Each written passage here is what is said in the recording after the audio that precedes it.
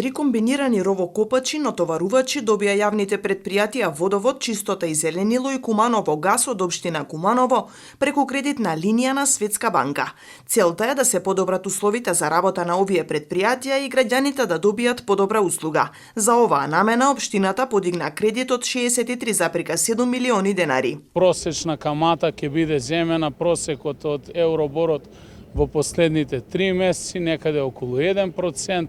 и дополнително по имплементација на овој проект ќе добиеме уште 20% од вкупниот износ грант средства кои што општината нема обврска да ги враќа, а за овој кредит средствата би требало да се вратат некаде до 2033 година, што значи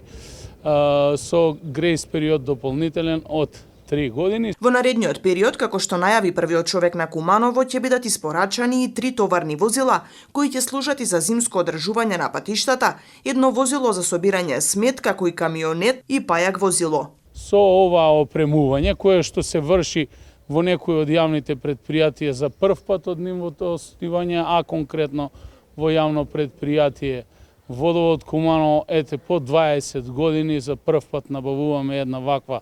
тешка механизација и верувам дека ќе продолжиме по тој пат, бидејќи не само што ќе ги зголемиме нивото и квалитетот на услугите на јавните предпријатија кои што ќе ги даваат туку и дефинитивно нивните основни средства ќе се зголемат, што е повеќе од неопходно. Ова се непрофитабилни јавни предпријатија кои што исклучиво вршат работни задачи во интересот на граѓаните на општина Куманово и ние имаме обврска како општина да ги доопремуваме. Знаете дека и оваа социјекономска криза и дополнително енергетската криза дополнително ги отежнува